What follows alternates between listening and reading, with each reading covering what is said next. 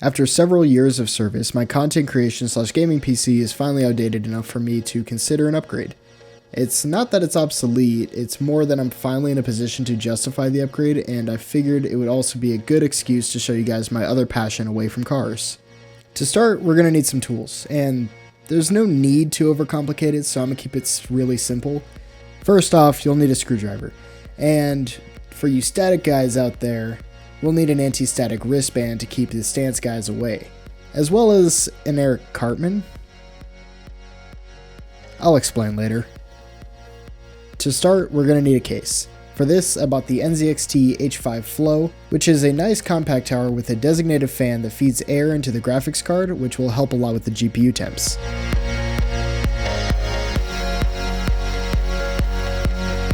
Now we can get into the hardware.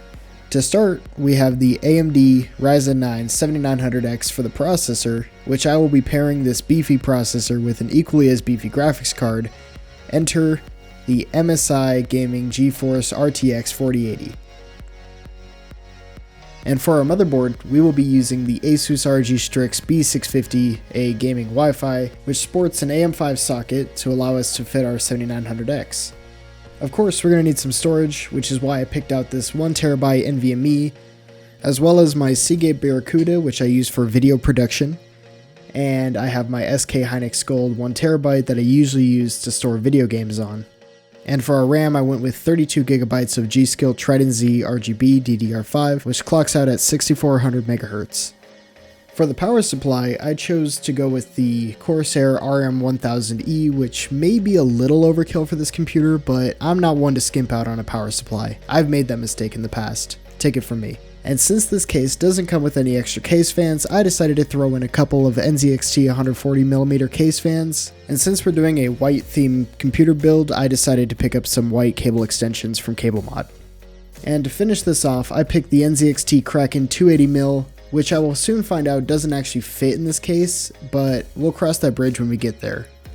Now it's time to begin turning this collection of expensive boxes into a killer gaming PC. We're going to begin with assembling the case. Alright, let's start by taking those side panels off. This will reveal the case hardware, which will include our screws required to put everything together and a couple of other goodies. This will also reveal our storage bracket, which we will come back to later.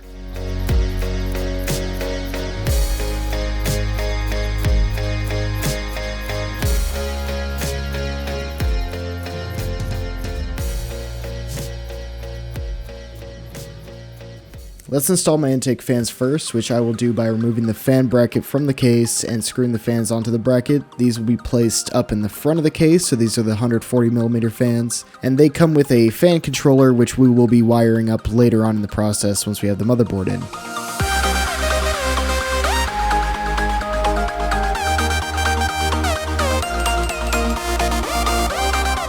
Now we can move on to installing our storage, which is as easy as lining up the holes on the bracket to the holes on the SSD or your hard drive.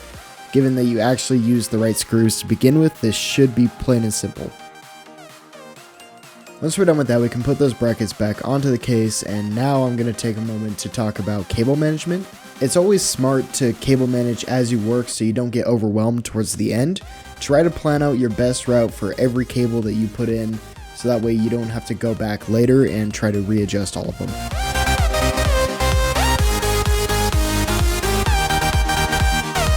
Now we can begin prepping our motherboard. We will start by installing the processor, which is as easy as lining up the triangle on the edge of the processor with the corresponding triangle on the motherboard. Then we can move on to the RAM, and in this case, since I'm only using 2 of the 4 RAM slots on this motherboard, I will be putting them into the 2nd and 4th slot. This will be the case the majority of the time, but it is always smart to consult your motherboard's manual just to make sure.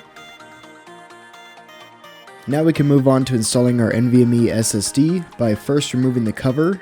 Then we just have to plug the drive into the slot and then remove the protective seal on the thermal pad and then replace the cover.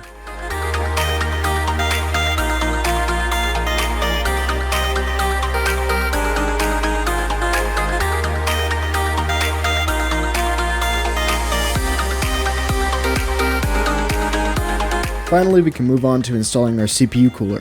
which at this point you may have noticed that I am installing a tower fan instead of the 280mm AIO, which I had initially picked out, but this is because the top of the case only has enough space for a 240mm, and that just means I had to return it and find a temporary replacement at my local Best Buy.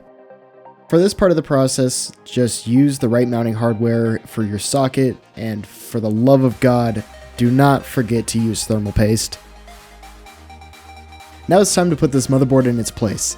This step is pretty simple, just remember to use the supplied standoffs in your case, which are most likely pre-installed.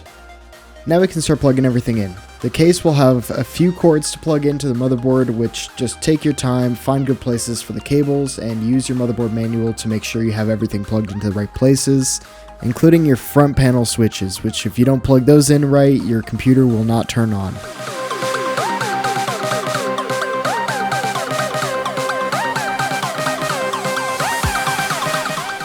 Now it's time to install our power supply. Just make sure that the power outlet faces the outside of the case and you'll be fine.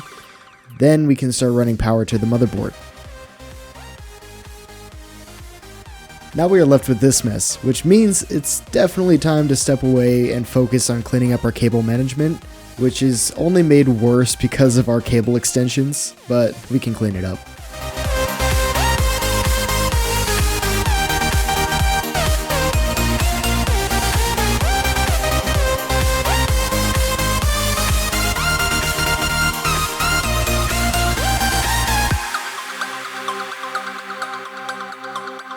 Now that we're all done with that, can we just take a moment to admire how clean it is from the front side? I mean, like, I was starting to feel like there was no hope.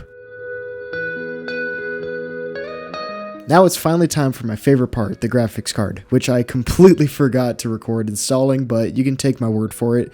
A card this big is an even bigger pain in the ass to install. Which by now you may have noticed this card requires a support bracket to keep it from sagging on the motherboard, and if that wasn't bad enough, it actually comes with a 3-in-1 connector for the power, which requires us to plug in 3 separate VGA power cables, which now I have to figure out how to run to the power supply. Now it's time to put those side panels back on the case and get ready for the moment of truth. And before you scare yourself and have a moment of panic, make sure you flip the switch on the back of the power supply. It'll save you a lot of time. Now it's time to power this thing on for the first time and get to installing our operating system of choice, which in this case I did Windows 11. And after it's all over, I always say the same words.